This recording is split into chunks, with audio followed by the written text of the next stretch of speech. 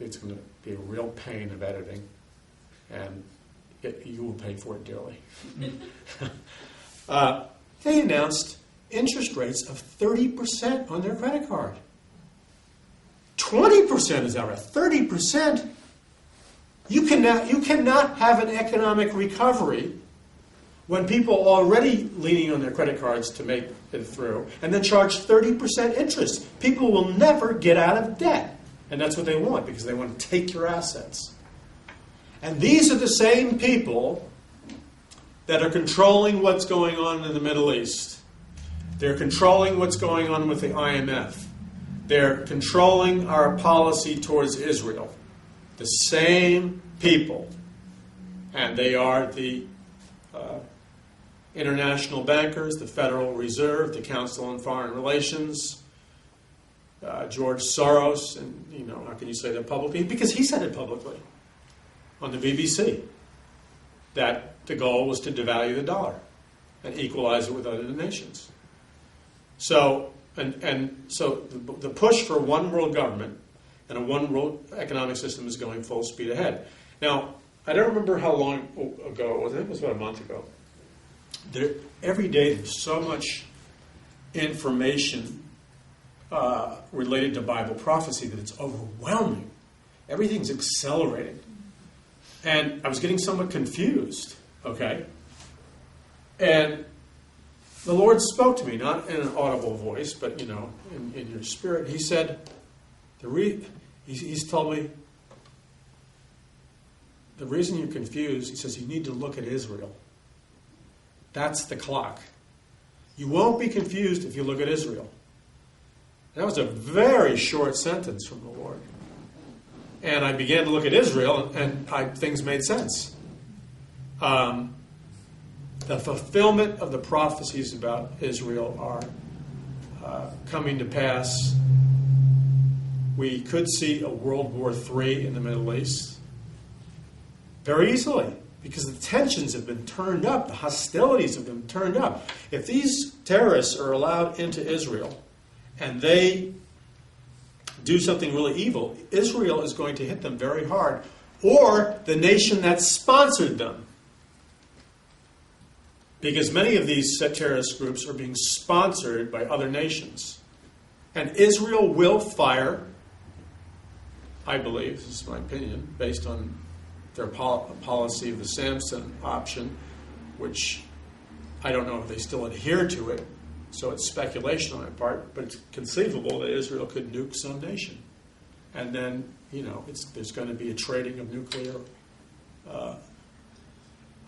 bombs. So while this is going on, Iran is continuing to feed into Venezuela military experts, equipment, nuclear technology, missiles. Why is that? Because Iran is looking at the globe like a chessboard. And having a powerful threat like that in South America, that's a lot closer to shoot a missile from Venezuela than from Iran. Plus, they're causing terrorist revolutions, and the spread of their movement is spreading throughout South America. It's been going on for a long time. I can't do Q&A at this moment. It's been spreading for a long time. So now we know that Hezbollah, which supposedly is more organized and deadly than Al-Qaeda, more trained, more disciplined, supposedly they're much higher level. They are moving through Mexico, going through Tijuana, and they're going through other crossings on the border between Mexico and the U.S. So it's not just Tijuana. There's other border crossings they're going through, and they're going into different states. But they know for sure that there are Hezbollah and who knows what else, Al-Qaeda, terrorist cells spreading rapidly along with the Islamic movement in San Diego. Now, isn't it interesting that we allow anybody to come across the border. We're not enforcing the border patrol. And yet we say they're protecting us from terrorists. We know for a fact terrorists are coming through. Why aren't we guarding the border? Why? And look what we do to little girls and women in the airport. These are serious questions that we have to ask. I was talking to a good friend of mine, General Shimon Aram, who's a retired General IDF, and this guy's up in his years, very active. He was there before Israel was reformed in 1948. He was there when the first ships came in from Europe to bring Jews into their land, and there were battles regarding that. He was there in 1948. He was there when the early wars occurred. He was there through all the skirmishes and battles, and he was there during the 1967 War. I can't tell you everything he's told me, but he was a commander in the 1967 War, and what he told me, it's one thing to read about it in a book, and it's another thing to talk to somebody who was directing operations at a high level, who lived through it, and has been there for every key military thing. And what he told me was that the whole 1967 War was a miracle. That the Egyptians had huge numbers of tanks. They had huge numbers of soldiers. They had allied themselves with other nations in the area. So even though they were leading this, they had tanks and soldiers and troops from surrounding nations. They had a huge army, a huge number of tanks, and a huge air force in which they were going to, all these planes, and I don't remember the number, but it was large, were going to bomb the Israeli troops and bomb Israel. And Israel would have been wiped out. They would have been destroyed. This would have been a mission that would have destroyed Israel. They would have invaded Israel, and they would have conquered Israel.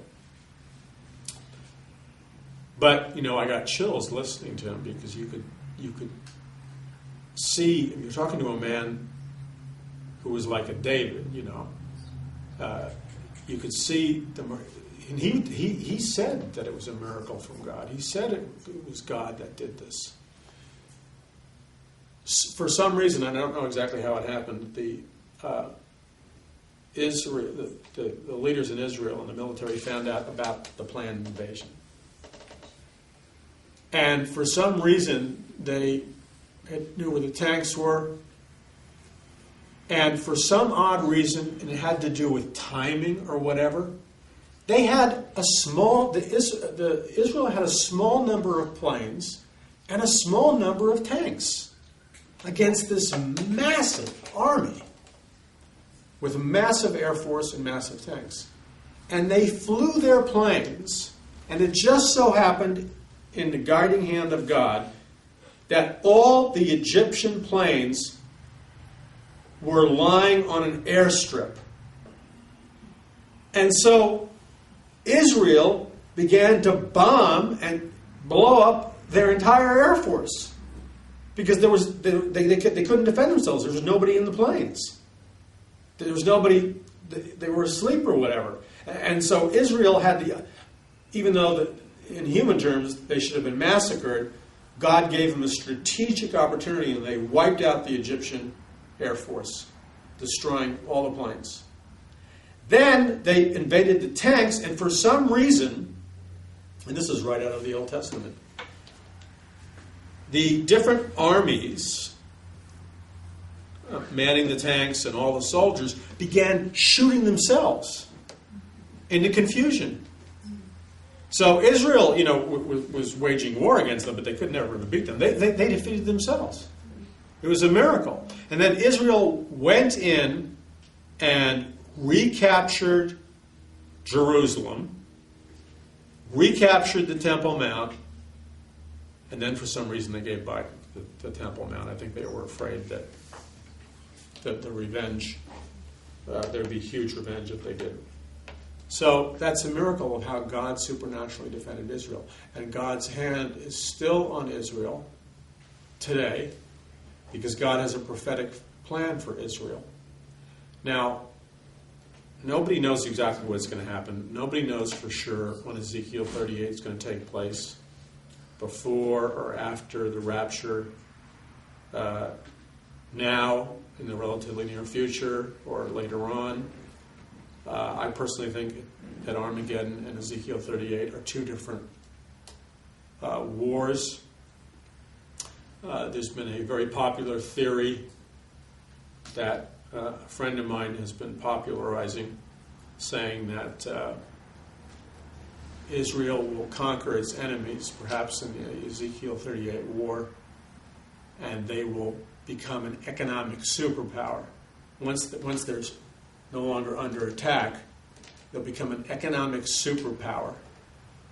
And they will be so wealthy in terms of oil and all kinds of resources that will be the hook in the jaw that the Lord uses in Ezekiel chapter 38 to bring Russia down into Israel in an alliance with Iran. That's just a theory. I don't know if that's true or not. But we do know that at some time, the Lord is going to, the nations that, and by the way, you know that I was talking to somebody today, and if you're broadcasting, or if you're on the internet, and you now say that, for example, if you assign modern counterparts to the nations in Ezekiel 38, which it's pretty clear who they are, you will be censored and blocked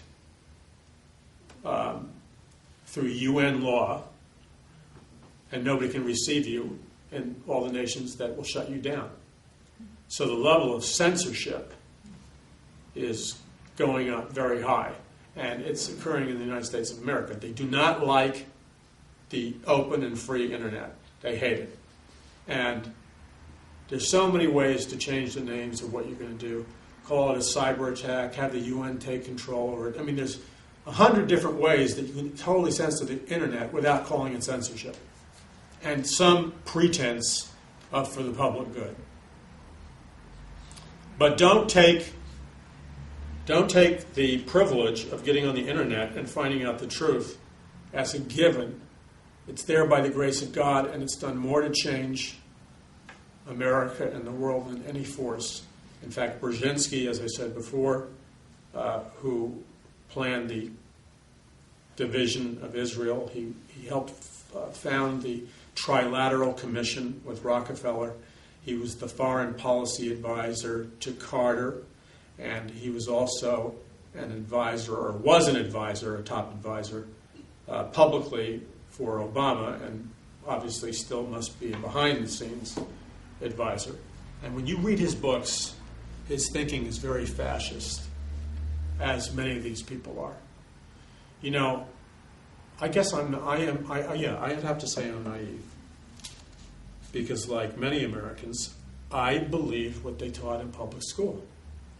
You know, back then, you pledged allegiance to the flag of the United States of America. And we had a picture of George Washington and a picture of Abraham Lincoln, and we were taught to be patriotic. And I was taught that the people, unlike other nations, the people controlled the government through their votes. And I believed that for years. And then it's really kind of tragic when you discover your vote was manipulated from day one.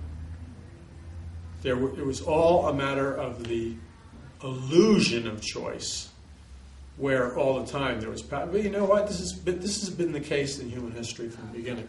So why should it surprise us that it was different in America?